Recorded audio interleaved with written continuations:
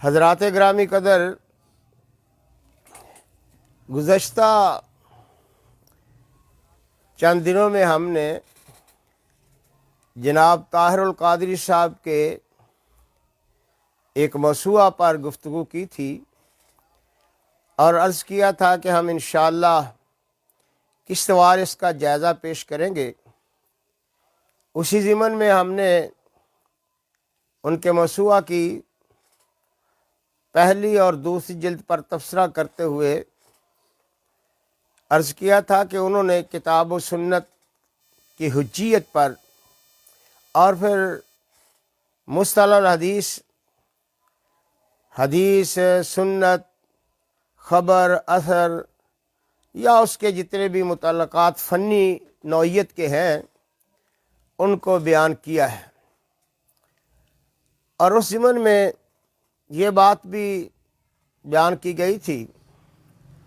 کہ موصوف نے اس بحث میں فنی نقطہ نظر سے جو کچھ کیا وہ ایک پہلو ہے، مگر قرآن و سنت کی اہمیت و حجیت،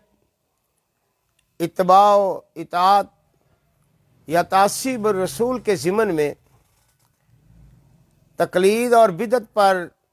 انہوں نے کچھ کہنا شاید مناسب نہیں سمجھا، جس کا پس منظر ان کی فکری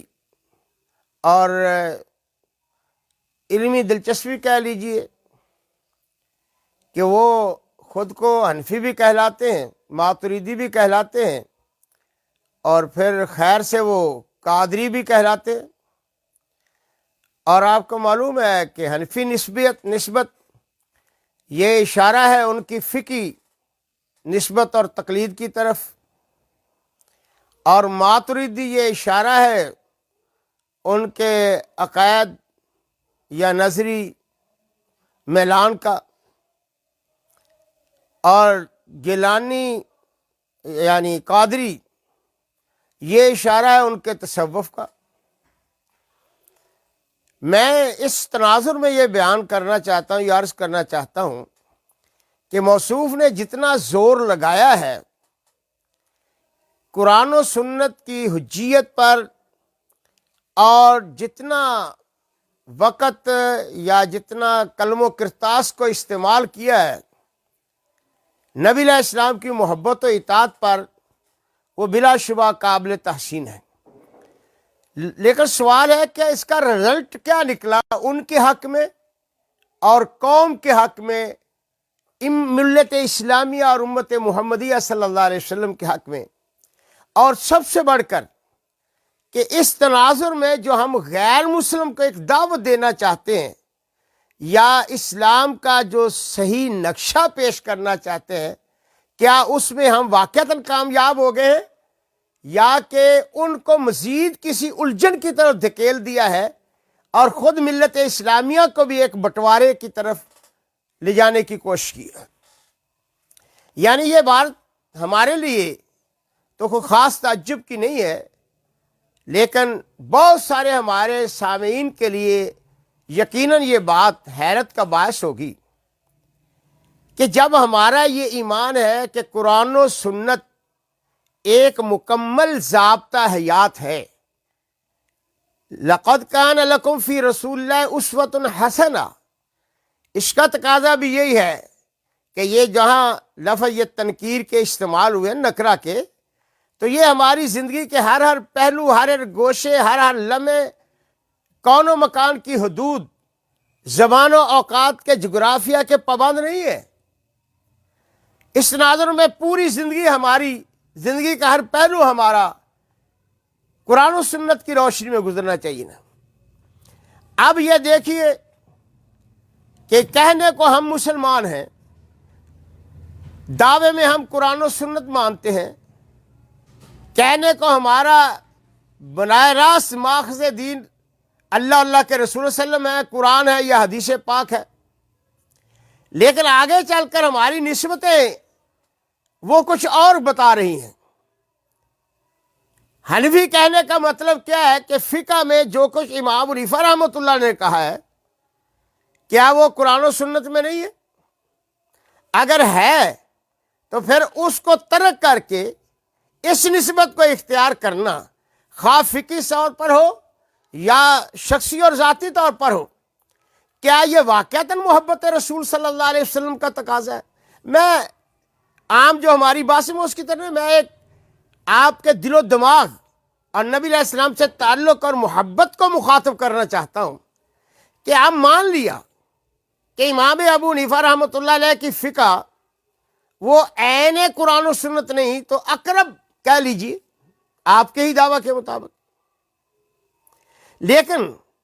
کیا نسبت اختیار کرتے وقت جب اللہ اور اللہ کے رسول صلی اللہ علیہ وسلم نے ہمیں مستغنی کر دیا ہے اور دین مکمل ہو گیا ہے، تو پھر چلیے جزیات میں اگر آگے بڑھتی بھی ہے تو پہلے تو ہمیں اعزاز یہ حاصل ہونا چاہیے، اور حضرات صحابہ سے ثابت ہے۔ جب ان سے پوچھا گیا کہ کیا آپ علوی ہیں یا عثمانی، تو فرمایا نہیں، میں تو محمدی ہوں۔ بھئی اصل محمدی کہلا کر آپ آگے فروع جو مسائل بعد میں آتے قیامت تک آتے رہیں گے، اگر آپ کو کسی کے استنباط و استخراج پر اعتماد ہے اس پر عمل کر لیں، اگر چیز کوئی قرآن و سنت۔ اور آپ نے بھی اپنی ان کتابوں میں بھی سنت کی اہمیت بیان کرتے ہوئے ائمہ اربعہ کا بھی یہی موقع لکھا ہے کہ ہمارا ماخذ اصل کیا ہے، ماخذ دین قرآن و سنت ہے، اور یہی بات آپ نے صوفیاء اور زہاد سے بھی لکھی ہے، اور یہی بات آپ نے دیگر اسلاف امت سے بھی لکھی ہے۔ تو پھر آخر اس میں کیا حرج ہے یا کیا داعیہ ہے کہ اس نسبت کو چھوڑ کر یہاں یہ کم از کم الفاظ میں کہتا ہوں میری نبی علیہ السلام کی محبت و اطاعت کا ہم حق نہیں ادا کر سکتے، لیکن جو ایک مومن کی ہونی چاہیے یا اسلاف نے جو ہمیں بتایا اس کے تناظر میں تو یہ سمجھتا ہوں کہ یہ نسبت اس دعوے کی تردید ہے جو آپ نے اپنی کتاب میں کیا ہے، اور جو سبق امت مسلمہ کو دینا چاہیے یا غیر مسلموں کے سامنے جو چیز رکھنی چاہیے اپنے امتیاز کے طور پر، اس کے تقاضوں کے بھی خلاف ہے کہ ہمارا اعزاز جس سے اپنے آپ کو مسلمان کہلانا ہے، اسی طرح ہمارا اعزاز اپنے آپ کو محمدی کہلانا ہے، تاکہ ہم ثابت کریں کہ ہمارا سب کچھ محمد فرق بین الناس، کہ جناب سرور کونین صلی اللہ علیہ وسلم میں فرق ہے، فقہ میں بھی فرق ہے، تصوف میں فرق ہے، طریقت میں فرق ہے، عقائد میں فرق ہے، آپ ہی فرق ہے، احکام، یہ ساری چیزیں اس میں آ جاتی ہیں۔ پھر یہ کہلانا کہ میں ماتریدی ہوں۔ عجیب بات ہے کہ نبی علیہ السلام سے ذرا نیچے آ کر، بعد میں آ کر، متأخرین میں آ کر سوچیے کہ کیا ماتریدی کے عقائد ابو حنیفہ رحمۃ اللہ علیہ سے الگ ہیں، یا کیا آپ یہ کہنا چاہتے ہیں کہ عقیدہ ہمیں یہاں تو نبی علیہ السلام نے صحیح دیا نعوذ باللہ، یا ان کا بتایا ہوا عقیدہ ہمارے لیے کافی نہیں ہے، یا کم از کم پھر آپ یہ کہنا چاہتے ہیں کہ امام ابو حنیفہ رحمۃ اللہ علیہ کا عقیدہ بھی ہمیں قبول نہیں ہے، انہوں نے بھی عقائد میں ہمیں یتیم چھوڑ دیا ہے، یا ہم ان کے خلاف ہیں۔ آ کر ہماری جو سوئی اٹکی ہے عقیدت و محبت کی نسبت جو قائم ہوئی ہے وہ ماتریدی سے، ابو منصور ماتریدی سے ہوئی ہے۔ یعنی اگر اہل حدیث امام ابو حنیفہ رحمۃ اللہ علیہ کی طرف نسبت نہ کرے اور کہہ دیں کہ بھئی ان کا یہ نقطہ نظر درست نہیں تھا، تو وہ گستاخ ائمہ بن جاتے ہیں۔ جب آپ یہ کہتے ہیں کہ میں ماتریدی ہوں، تو آپ اعلان کریں یا نہ کریں، بات کسی کے سامنے اظہار کریں یا نہ کریں، لفظ بولیں یا نہ بولیں، آپ کی نسبت بول کر بتا رہی ہے کہ یہاں آ کر موصوف کو امام ابو حنیفہ رحمۃ اللہ علیہ پر یا اعتماد نہیں ہے، یا سمجھتے ہیں کہ امام ابو حنیفہ رحمۃ اللہ علیہ اس پہلو میں ہمارے لیے تشنگی چھوڑ کر گئے ہیں، تو پھر امام اعظم کہاں کے رہ گئے؟ اگر انہوں نے تشنگی چھوڑی ہے، مسئلہ بتایا ہی نہیں ہے، ہم تو کہتے ہیں ہمارے امام اعظم سیدنا محمد رسول اللہ صلی اللہ علیہ وسلم ہے، کسی پہلو میں انہوں نے ہمارے لیے تشنگی نہیں چھوڑی۔ علی الملت البیضاء لیلھا کنہارھا، ہمیں تو اس طرح چھوڑا ہے، ہمیں فخر ہے۔ لیکن آپ ادھر امام اعظم بھی کہتے ہیں اور ادھر ماتریدی کی طرح نسبت کر کے آپ بالفعل بتا رہے ہیں کہ امام صاحب اس سلسلے میں دو میں سے ایک صورت ضرور رکھتے۔ پھر آپ نے اپنے آپ کو قادری کہلایا۔ یہ بھی بڑے تعجب کی بات ہے کہ حضرت پیر عبد القادر جیلانی رحمۃ اللہ علیہ، سبھی کو پتہ ہے کہ عرف عام میں وہ کیا تھے، انہیں حنبلی کہا جاتا ہے، وہ اپنی فقہی نسبت یا فقہی عقیدت یا جو کچھ بھی کہہ لیجیے، وہ حضرت امام تراجم میں یہ بات لکھی، سب کو تسلیم ہے۔ تو تصوف میں آپ قادری نسبت کہلاتے ہیں، لیکن ظاہر ہے قادری سے آپ کی کوئی حسب و نسب کی نسبت تو نہیں ہے، یہ تصوف کی نسبت آپ کہلاتے ہیں نا قادری کی طرف، کہ پیر عبد القادر جیلانی رحمۃ اللہ علیہ کا سلسلہ سب سے، حالانکہ اس معنی میں یہ بات ہی غلط ہے۔ لیکن اگر ہے تو یہ بٹوارا کیسا ہوا؟ کیا جو عقیدہ حضرت پیر عبد القادر جیلانی رحمۃ اللہ علیہ کا تھا ماتریدی کے عقیدے کے خلاف تھا؟ اگر عقیدے میں ماتریدی کے خلاف ہے تو پھر تصوف کیا عقائد میں سے ہے یا فروع میں سے ہے؟ یہ آپ ایک تو شریعت اور طریقت کا بٹوارا بھی کرتے ہیں، لینے الگ الگ، ٹریک الگ الگ کرتے ہیں۔ چاہیے تو یہ تھا کہ اگر ماتریدی سے آپ کو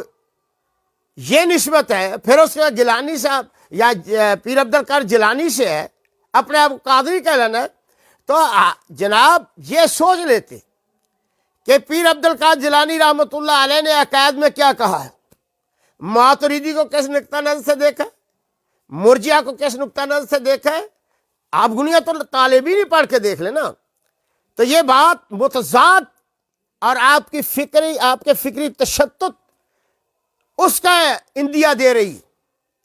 کہ آپ کو احساس ہی نہیں ہو رہا، یا آپ قوم کو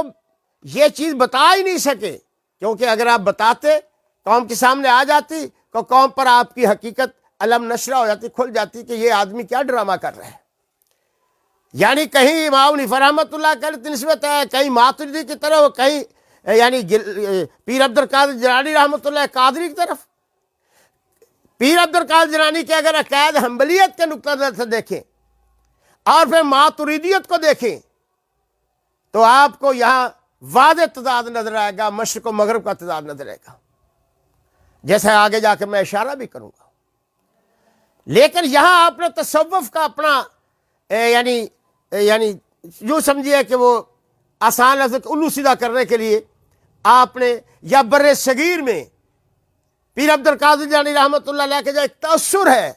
یا کم از کم آپ کے حلقہ میں جو یعنی پیران پیر کہا جاتا ہے، اور پھر 11ویں شریف کا بھی ایک تصور ہے، یہ ایک پبلک کا جو تھا وہ کسی اور ایک سلسلہ ہے جو تصور آپ لوگوں نے بنایا، اس میں یہ نہیں جو پیر عبد القادر جیلانی رحمۃ، آپ نے اس کو کیش کروانے کی کوشش کی اپنے آپ کو۔ حالانکہ قادری نسبت سے آپ کا نہ عقیدہ کے طور سے پیر عبد القادر جیلانی رحمۃ اللہ علیہ سے تعلق ہے، نہ ہی اگر تصوف کی لائن ہے تو اس میں بھی آپ کا ان سے کوئی تعلق نہیں ہے، اور فقہی طور پر بھی آپ کا ان سے کوئی تعلق نہیں ہے۔ یہ نسبت ہے کس بات کا اشارہ؟ چلیے آپ نے یہ نسبت رکھ لی، اور اس نسبت میں آپ نے پھر اپنے تصوف کو اس بھونڈے انداز میں پیش کیا ہے کہ شاید اگر آج پیر عبد القادر جیلانی رحمۃ اللہ علیہ زندہ ہوتے اور کوئی عدالتی نظام قائم ہوتا تو وہ آپ کو کوڑے لگواتے، کہ آپ نے اپنے کلم میں یہاں تک کہا ہے، جیسے میں نے عرض کیا نا کہ پیر عبد القادر جیلانی رحمۃ اللہ علیہ وہ امام احمد رحمۃ اللہ علیہ کی طرف آپ کو منسوب کرتے یا تھے، تو آپ نے امام احمد رحمۃ اللہ علیہ کے متعلق بھی ایک روایت بیان کی ہے، اپنے جاہلی تصوف اور بدعت کے یعنی مبتدیہ کا جو مبتدی ہیں ان کے تصوف کو، شیطانی یا ابلیسی تصوف کو سپورٹ کرنے کے لیے دوہرا جھوٹ بولا ہے، یا دوہرے جھوٹ کو آپ نے پروموٹ کیا ہے، اس سے استدلال کیا۔ وہ کیا ہے کہ یہ آتا ہے کہ، اور بڑی اچھل کود کے ساتھ آپ نے پبلک میں یہ بات رکھی کہ جناب امام احمد رحمۃ اللہ علیہ سے پوچھا گیا کہ صوفیاء کے متعلق آپ کا خیال ہے، کیا خیال ہے؟ تو آپ نے فرمایا لا اعلم اقواما افضل منہ، اس سے دنیا میں نے کوئی بہتر قوم نہیں دیکھی، یعنی یہ طبقہ بڑا اچھا ہے۔ چلیے اس کو ایک منٹ الگ رکھیے کہ صوفیاء کا کیا مقام ہے ائمہ محدثین یا سلف امت کے ہاں۔ پھر پوچھنے والے نے یا لوگوں نے کہا کہ جناب وہ اتنے آپ ان کی تعریف کر رہے ہیں تو پھر یہ بھی سامنے رہے کہ انہم یستمعون ویتجاودون فمنہم من یموت ومن یخشى منہم من یخشى علیہ، کہ بسا اوقات وہ وجد میں آتے ہیں سماع کرتے ہوئے، تو بسا اوقات کوئی تو ماری جاتا ہے، کسی پر غشی ہو جاتی ہے۔ تو اس ضمن میں آپ نے امام احمد رحمۃ اللہ علیہ کا یہ قول بھی ذکر کیا ہے کہ دعوہم یفرحون مع اللہ سا، اور چھوڑیے بھائی یہ سے اس کیفیت میں اتنی خوشی میں ہوتے ہیں کہ اللہ کے ساتھ جھوم رہے ہوتے ہیں، مسرت اور فرد کا اللہ کے ساتھ اظہار کر رہے ہیں، یہ آپ نے والا۔ اب یہ روایت کہاں ہے؟ بطور حدیث کہاں ہے؟ اور بطور امام احمد رحمۃ اللہ علیہ روایت کہاں ہے؟ آپ نے تو ذکر کیا ہے یا نہیں کیا، لیکن بہرحال یہ واقعہ لکھا جاتا ہے، اور لکھنے والوں میں ایک صاحب جنہوں نے لکھا ہے کشاف القنا عن متن رکنا، اس میں بھی یہ چیز ہے۔ لیکن دیکھنا ہے کہ کیا پہلے نمبر پر کہ تصوف جو ہے یہ اصطلاح کیا یہ اسلامی ہے، قرآن و سنت میں استعمال ہوئی ہے؟ آپ تو محبت رسول کا دعویٰ، بلکہ آگے آپ تو عشق رسول کا دعویٰ کرتے ہیں، نعوذ باللہ۔ لیکن حالت یہ ہے کہ اللہ کے رسول کی محبت کا تقاضا سب سے پہلا یہ ہے، اور آپ نے اپنے اس مجموعہ میں بھی لکھ رہا ہے کہ من کذب علی متعمدا فلیتبوأ مقعدہ من النار، جو شخص جھوٹ بولتا ہے نبی علیہ السلام پر، جہنم اس کی سزا ہے۔ بلکہ آپ نے اسی اپنے مجموعے میں یہ لکھا ہے کہ منکر روایات کو بیان کرنا بھی درست نہیں ہے، منع ہے۔ پھر یہ روایت جو موضوع ہے، اور پھر وہ تصوف جس کا قرآن و سنت میں ذکر نہیں ہے، آگے تصوف کی اصطلاح یہ بدعت اصطلاح ہے۔ دوسرا ہے تصوف اس معنی میں کہ کوئی آدمی زاہد ہو، عابد ہو، قائم اللیل ہو، صائم النہار ہو، یہ ایک زہد کا تقوی اور ورع اس کا ایک پہلو ہے۔ یہی وجہ ہے کہ بعض علماء نے جو یعنی صوفیاء کے متعلق کتابیں لکھی ہیں، اس میں حضرات صحابہ، خود حلیت الاولیاء جو سب سے معروف اور بڑی مفصل کتاب ہے سبحانی رحمۃ اللہ علیہ کی، ان کو دیکھ لیجیے۔ مگر اس میں جو ہمارے سلف، یعنی فرض کیجئے انہوں نے ابوبکر صدیق، بلکہ آپ سب کہتے ہیں کہ یہ سلسلے 3 حضرت علی تک جاتے، 1 حضرت ابوبکر رضی اللہ تعالیٰ تک جاتے، لیکن ان سے سلف صالحین، حضرات صحابہ کرام، حضرات تابعین، حضرات تبع تابعین، کسی سے بھی یہ تصوف جس کو آپ پیش کرنا چاہتے ہیں کہ وجد آتا تھا، رقص کرتے تھے، مسرت میں اللہ کے ساتھ جھوم رہے ہوتے تھے، اس کی اللہ کی معیت میں فرد اور مسرت کا اظہار کر رہے تھے، کسی سے بھی کوئی ثابت نہیں ہے۔ یہ ان پر بہتان اور الزام ہے ایک قسم کا، اور ان کی شخصیت کو گہنانے، بلکہ غیر مسلموں کے سامنے ان کی شخصیت کو مسخ کرنے کی بات ہے۔ اللہ تعالیٰ نے تو قرآن کریم میں بتایا نا کہ یہ کوئی رہبانیت نہیں تھی۔ ہاں، یہ رہبانیت ان لوگوں میں تھی، اہل کتاب میں، عیسائیوں میں بھی، ابتدعوہا، ہم نے نہیں، خود اپنے آپ پر کر لی، جیسے کہ اللہ تعالیٰ نے حضرت یعقوب علیہ السلام کے مطلب بتایا۔ یعنی یہ وہ اسرار و اغلال کے طور پر انہوں نے خود پر اس بات کو مسلط، خود تراش لیا۔ گویا کہ یہاں قرآن کا لفظ، یہ قرآن کریم کے الفاظ بتا رہے ہیں کہ ابتدعوہا، گویا کہ اس تصور و رہبانیت کی سب سے پہلی بدعت جو ہے وہ بنی اسرائیل سے شروع ہوئی، اور نبی علیہ السلام نے فرمایا کہ ایک وقت آئے گا کہ میری امت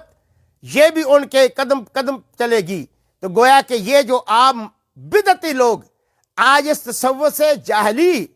اس کو اختیار کر رہے ہیں اور استدلال کر رہے ہیں رقص و سرور پر، تو یہ اہل کتاب کی جاری کردہ بدعت ہے، جس کو آپ امت محمدیہ میں اثر نو، نعوذ باللہ، نبی علیہ السلام کی طرف منسوب کر کے اس کو اختیار کر رہے ہیں۔ لیکن پھر اللہ تعالیٰ نے فرمایا کہ عجیب بات یہ ہے کہ یہ جو بدعت انہوں نے ایجاد کی، چلیے اللہ کے تقرب کے لیے اللہ کی رضا سے ایک طریقہ اختیار کیا تو پھر کیا ہوا؟ کیا فرمایا فما رأوها حق رعایتها، پھر اس کے تقاضے پورے نہ کر سکے۔ اب یہ تقاضے پورے کرنے مفسرین نے بڑی تفصیلاً بات کی ہے کہ کیا ہوا، پھر کیا چاند چڑھائے انہوں نے، کیا گل کھلائے انہوں نے اس تصوف کے لبادے میں اور اس جبہ دستار کے لبادے میں، کس طرح انہوں نے لوگوں کے ایمان پر ڈاکہ زنی کی، لوگوں کے عقائد اخلاق پر نقب زنی کی، لوگوں کے مال کس طرح لوٹے گئے۔ یہ نہ پتہ چلے تو ذرا حضرت سلمان فارسی رضی اللہ تعالیٰ عنہ کے ایمان کا واقعہ پڑھ لیں، آشکارا ہو جائے گا کہ ان صوفیوں کے کرتوت کیا کیا تھے، جو وہ صوفی تھے۔ ہاں اگر یہ چیز ہے کہ اللہ تعالیٰ کا ٹھیک ہے، لیکن فما رعایت، یہ عدم رعایت کیا ہے؟ عدم رعایت میں سب سے پہلی یہ چیز ہے کہ جو حدود قرآن و سنت کے متعین ہے، اللہ کے رسول نے متعین کیے ہیں، یا اس وقت جو انجیل حضرت عیسیٰ علیہ السلام کی تعلیمات یا اللہ تعالیٰ کی وحی اور تعلیمات کی روشنی میں، پھر وہ اللہ کی مرضیات، اللہ کی حدود کو قائم نہ رکھ سکے، پھر ابلیسی راستے کی طرف چلے گی۔ تو آج تو پھر اس سے بھی آگے ہو رہا ہے، اور ہمیں جو من وجہ ایک شکایت ہے نا پلس، وہ یہی ہے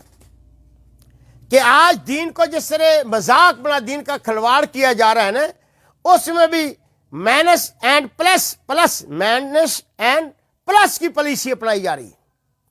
کسی کو مائنس کیا جا رہا ہے اور کچھ پلس کیا جا رہا ہے۔ یعنی آپ اندازہ لگائیں، میں تو عرض کرتا ہوں بڑے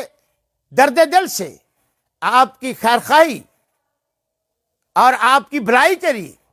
کہ چلیے ایک لمحہ کے لیے اس کو چھوڑ دیجئے، ہم کہتے ہیں کہ حنفیت اپنا لو، لیکن خدا کے لیے اس حنفیت کو اپناؤ جو امام ابو حنیفہ رحمۃ اللہ علیہ کی حنفیت تھی۔ کہ انہوں نے کیا فرمایا؟ آپ نے اس موضوع میں لکھنا ہے نا کہ اذا صح الحدیث فہو مذہبی، یا یہ ہے کہ اترک قولی، میرے بات کو چھوڑ دو جب کہاں آ جائے قرآن کے مقابلے سنت کے مقابلے سابق میں۔ یہ آپ نے لکھا ہے اور یہ صحیح لکھا ہے، یہ ہے اصل حنفیت۔ پھر اس کے بعد چلیے طبقہ اولیٰ میں آ جائیے، قاضی ابو یوسف ہیں، امام محمد شیبانی ہیں، امام ظفر ہیں، ان کی طرف آ جائیے۔ اب وہاں آئے گئے آپ، اب آپ کی مجبوری یہ ہے کہ یہ دھیرے دھیرے اہل حدیث اور محدثین میں فرق یہ ہے کہ انہوں کا جو پہلا تھا وہی ہے، نہیں یصلح ھذہ الامت، امام مالک رحمۃ اللہ جیسے فرمایا تھا، وہ پہلی بنیادیں آج بھی قائم ہے، اس میں نہ کوئی مائنس نہ کوئی پلس ہے۔ کتنے مواقع ہیں، کتنے مسائل ہیں جہاں آپ نے مائنس کیا ہے حنفیت میں، اور یہ پلس جو ہے، بلکہ حنفیت کی بات چھوڑیے، میں کہتا ہوں کہ آج بھی آپ کو اگر کچھ امت پر ترس ہے، اسلام پر ترس ہے، دین سے ہمدردی ہے، ملت کی خیر خواہی ہے، تو تم کم از کم اپنی وہ جاہلیت اولیٰ تو اور بات ہے نا، آپ بریلویت اولیٰ پر ہی آ جائیں۔ اگر آپ اپنی اس اولیت اس کو اختیار کر لیں تو بہت سارے مسائل حل بھی ہو سکتے ہیں، اور بہت ساری خرافت کا دروازہ بند ہو سکتا ہے، اور بہت سارے فتنوں کا دروازہ بند کیا جا سکتا ہے۔ لیکن ہوتا کیا ہے؟ ہوتا یہ ہے کہ ادھر تقلید میں ہر روز مائنس ہو رہی ہے، یعنی نئے چیزیں کر کے ان کو مائنس کیا جا رہا ہے، اور بدعت میں ہر روز پلس ہو رہی ہے، اور یہ پلس اتنی ہوئی ہے، آپ ابھی دیکھ لیا آپ نے جو زور قلم زور بیان صرف کیا ہے جواز میلاد پر۔ اب تو بریلوی حضرات علماء کرام، میں ان کو سلام پیش کرتا ہوں کہ شاید ان میں ابھی محبت رسول یا غیرت اسلامی کی کوئی رمق ہے۔ مولانا سعید احسن ہمارے ساتھی تھے، فوت ہو گئے ہیں۔ یہ حال ہی میں نعیمی صاحب نے کہا ہے، مفتی منیب صاحب نے احتجاج کیا، اور بھی کئی ہیں کہ یہ کیا ہو رہا ہے؟ تم نے شرک کے نام پر جو مزاروں کے اڈے قائم کیے ہیں بزرگوں کی عقیدت و محبت میں، یہ کیا ہو رہا ہے؟ وہاں شرک پلس ہو رہا ہے، بے حیائی ہو رہی ہے، بغیرتی ہو رہی ہے، اخلاق باختگی ہو رہی ہے، اور یہ جو کچھ ہوا ہے بدعت کے نام پر جو ٹھیک ہے، ایک تو میلاد خود فی نفس ہی بدعت سے ہی نا، چلیے اس کو تو ایک طرف رکھیے، آپ اس کے جواز کے لیے تراشیں دلائل، لیکن اس پر کیا آپ جواز کے لیے دلائل تراشیں گے؟ جو مرد و زن کا اختلاط ہو رہا ہے، جو عورتیں وہاں رقص اور نیم برہنہ آتی ہیں، کیا یہ شرم کا مقابلہ نہیں ہے کہ پچھلے سال حورین کی جو ہے تصویریں بنائی گئی چلائی گئیں، اور اس طرح اس دفعہ خاکم بدان نعوذ باللہ لعنت اللہ علی ہؤلاء الاشرار، لعنت اللہ علی ہؤلاء الذین یتبعون ابناء القردۃ والخنازیر، حضرت سیدہ عائشہ صدیقہ رضی اللہ تعالیٰ عنہ کی تصویر بنائی گئی ہے۔ کیا یہ پلس بدعات سے آگے کہاں کفر اور زندیقیت کی طرف جا رہے ہیں؟ اسی طرح آپ نے پلس تصوف بنا دیا ہے۔ مان لیتے ہیں تصوف کی ایک کیفیت ہوگی بزرگوں میں، چلو میں اس بات کی طرف نہیں چاہتا، یہ بڑی تفصیلی بات ہے، علماء نے کی بات ہے، لیکن چلے جو یہ تصوف پلس یعنی وہ جو ان کی رہبانیت تھی، یا جو آپ سلسلہ ہے تصوف بناتے ہیں پیر عبد القادر جیلانی، کیا نعوذ باللہ آپ ثابت کر سکتے ہیں کہ پیر عبد القادر جیلانی رحمۃ اللہ نے کبھی رقص کیا تھا؟ نعوذ باللہ۔ یہ جو ہے نا تصوف میں پلس کا تصور، خدا کے لیے اس امت پر ترس کھائیں، خدا کے لیے دین اسلام پر آج دین اسلام اتنا یتیم ہو چکا ہے کہ آپ کو روکنے ٹوکنے والا نہیں، اور آپ اتنے مردہ ضمیر ہو چکے ہیں، اللہ کے رسول کے سامنے آپ حیا باختہ ہو چکے ہیں کہ آپ کو یہ کوئی خدا کا خوف ہی نہیں آتا کہ آپ نے تصور پلس کے طور پر کیا شروع کر دیا۔ تو بہرحال آپ نے جو یہ روایت بیان کی ہے، ذرا یہ تو حدیث ہی نہیں ہے۔ پھر امام احمد رحمۃ اللہ علیہ کے متعلق یہ دعویٰ بھی غلط ہے۔ مثال کے طور پر پہلے دیکھیے کہ اس روایت کے متعلق علماء نے لکھا ہے، علامہ ذہبی رحمۃ اللہ علیہ نے بھی لکھا ہے، اور حافظ ابن حجر رحمۃ اللہ علیہ نے لسان المیزان میں لکھا ہے، اور علی بن حسن طرطوسی کے ترجمہ میں لکھا ہے۔ دیکھ لیں، فرمایا واضح حکایت عن الامام احمد، یا اس ضمیر کو اس کی طرف لگائیں گے تو واضح حکایت عن الامام احمد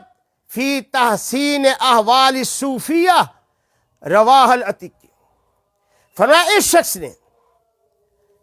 امام احمد رحمۃ اللہ علیہ کے متعلق یہ حکایت وضع کی ہے،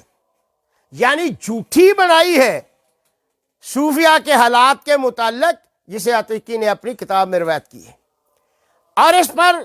حافظ ابن حجر رحمۃ اللہ علیہ فرماتے ہیں اخرج الخطیب فی ترجمۃ نصیر بن عیسیٰ وقال فی سندہ غیر واحد من المجہولین، فرمایا کہ یہ روایت جو ہے یہ خطیب نے بھی روایت کو نقل کیا ہے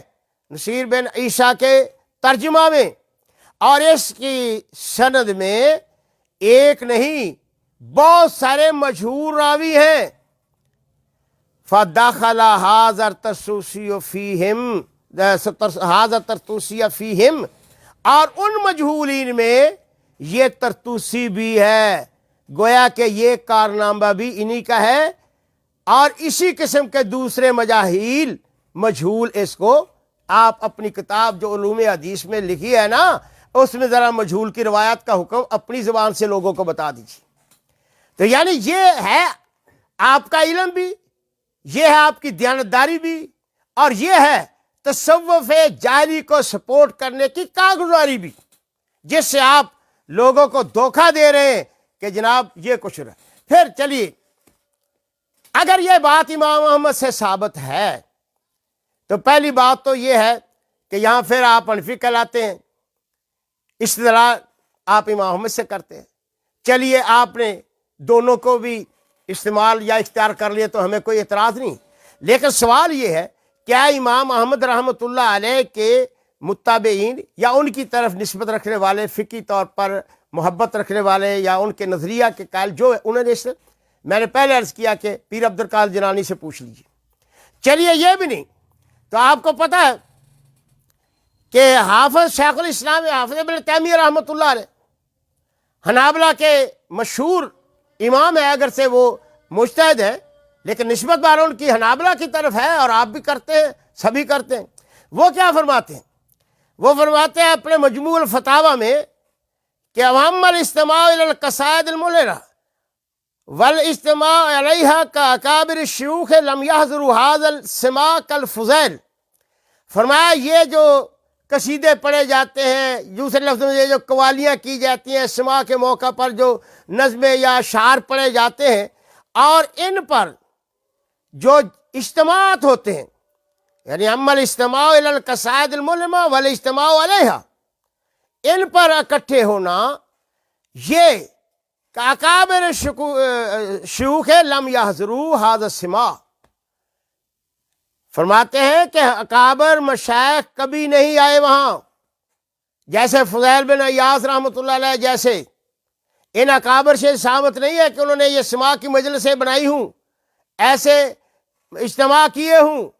وَمِنَ الْمُتَأَخِّرِينَ كَالشیخ عبد القادر، اور متاخر ہمارے مشائخ صوفیہ جن کو کہتے ہیں ہمارے مشائخ،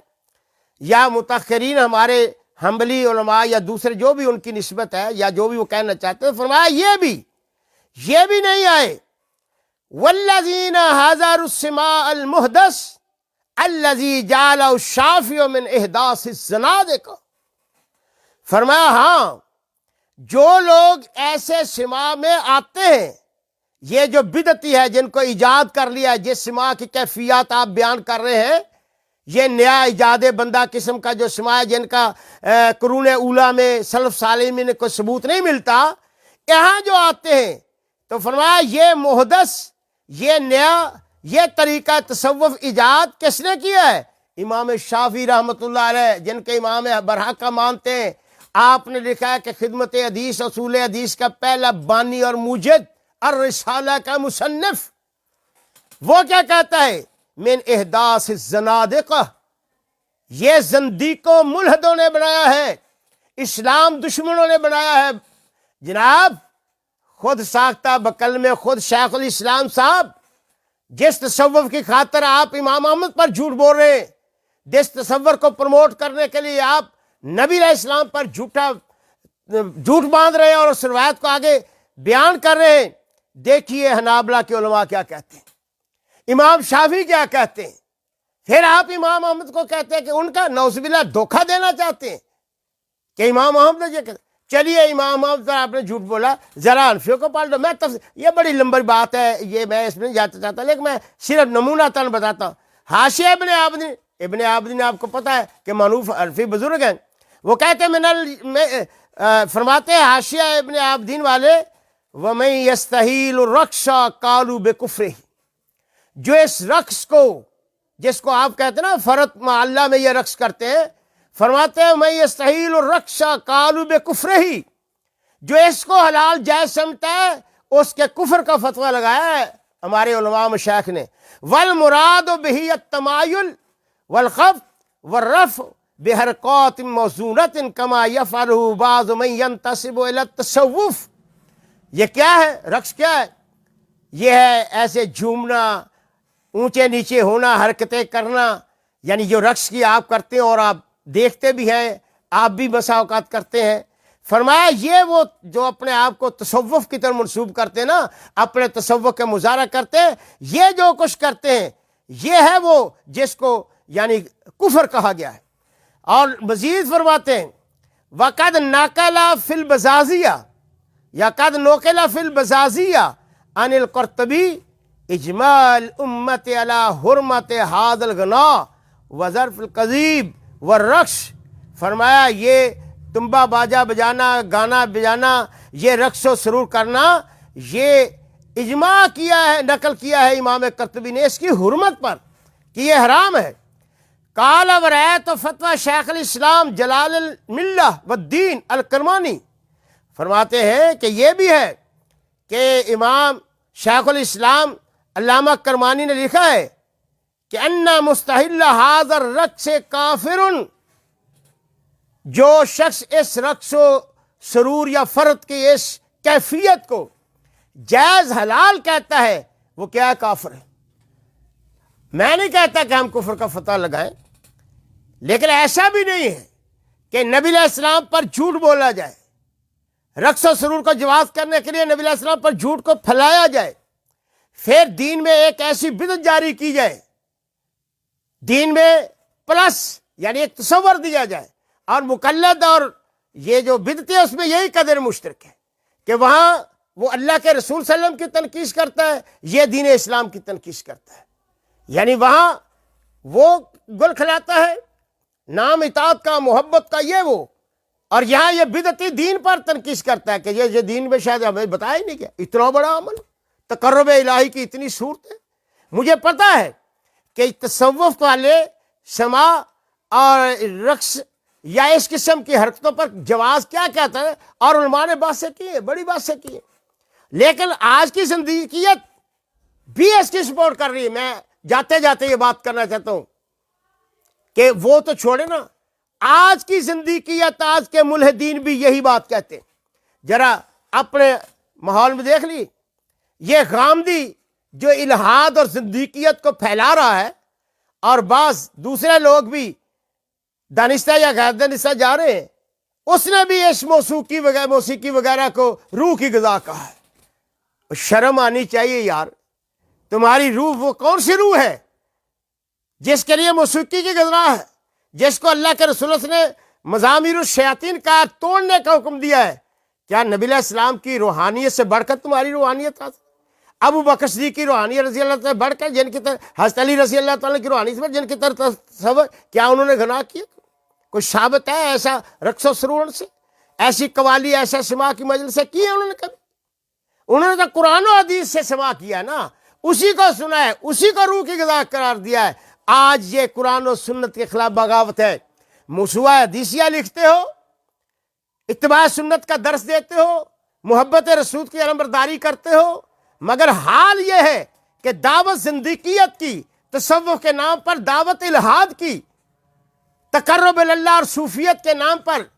قرآن و سنت بیداری کی تحریک، یہ چیزیں اب انشاءاللہ نہیں چلیں گی. عوام کو خبردار تنبیہ کرنا ہمارا فرض ہے. تو ہم نے آج کی مجلس میں اس حوالے سے صرف گفتگو کو مختصراً مناسب سمجھا کہ عوام کے سامنے رکھیں کہ یہ صاحب اس لبادے میں کیا گل کھلا رہے ہیں.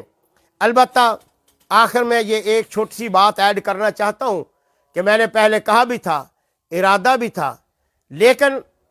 جب میں نے مطالعہ کیا ہے تو باوجود ہم اس سلسلے کو یعنی ذرا موقوف کر رہے ہیں، چھوڑ نہیں رہے، موقوف کر رہے ہیں. اس لیے باوجود جن میں سے ایک بنیادی وجہ یہ ہے کہ موصوف نے یہ کچھ لکھا ہے، ہم بنیادی طور پر اس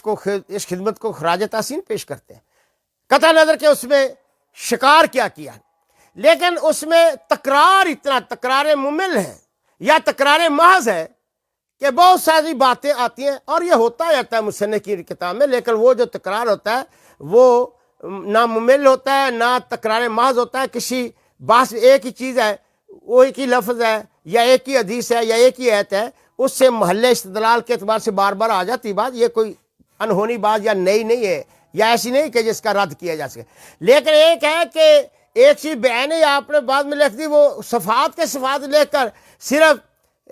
تعداد تصانیف کے لیے یا حجم کتاب کے لیے جو کاری پاری وہ جو خریدار کے اعتبار سے پڑھے، یہ کوئی مستحسن بات نہیں. لیکن موصوف نے یہی انداز اپنایا ہے. تاہم یہ ایک جانبی بات ہے، بغلی بات ہے، ہم اس کی طرف نہیں آنا چاہتے. لیکن ایسا ہوتا ہے کہ ایک مصنف ایک بات پہلے لکھتا ہے، بعد میں اس کی تردید کر دیتا ہے، یا ہو جاتی ہے، یا ایک ہی بات ایک جگہ کسی اسلوب میں لکھتا ہے، دوسری جگہ دوسرے اسلوب میں لکھتا ہے، اس میں تضاد آ جاتا ہے. اب یہ چیزیں اس وقت تک صحیح طور پر کسی انسان کی فکری، علمی اور اخلاقی پوزیشن اور حیثیت کو متعین کرنے کے لیے کافی نہیں جب تک اس کی ساری کتابیں نہ پڑھی جائیں، سارا کم از کم جو بنیادی لٹریچر ہے اس کو نہ پڑھا جائے. ہمارے پاس اتنا وقت تو نہیں تھا، اب بھی نہیں ہے، کوئی اور بہت سارے ہم نے پروجیکٹ شروع کر رکھے ہیں. دعا کریں اللہ تعالیٰ وہ بھی پورے کرنے کی توفیق دے. لیکن یہ جو سلسلہ شروع کیا ہے، اور دوستوں کی خواہش پر، اگر تو ہمارے نوٹس میں کوئی ایسی بات آ جائے کہ کوئی اور بھی ایسا سلسلہ قائم ہے یا ہو چکا ہے، تو شاید ہم اس کے بعد نظر ثانی کر لیں اپنے پلان پر. لیکن فی الحال ہم اس کو سٹاپ کر رہے ہیں. لیکن ہم دوسرے انداز پر اس پوری یعنی اس شخصی پوری کتب کا مطالعہ کر کے ماحصل مطالعہ کے طور پر اپنی گزارشات مناسب سمجھا تو اسی طرح بالتفصیل بیان کر دیں گے. نہ ہوا تو پھر ہم انشاءاللہ عزیز اسی طرح لٹریچر کی صورت میں اپنا فرض ادا کریں گے، یا ملت اسلامی کی طرف سے اس فرض کفایہ کے ساتھ اپنا قرض بھی ادا کریں گے انشاءاللہ، کہ ہم محدثین کے وارث ہیں، کتاب و سنت کی حفاظت ہماری ذمہ داری ہے، کہ ہم تو کہتے ہیں کہ ہماری نوعیت کیفیت یہ ہے کہ ہم وہ نحن الذین بایعوا محمدا علی الجہاد ما بقینا ابدا، یا یوں کہیے کہ خون جگر دے کے نکھاریں گے رکھے برگے گلاب، ہم نے چمن کے تحفظ کی قسم کھائی ہے۔ وآخر دعوانا الحمدللہ رب العالمین۔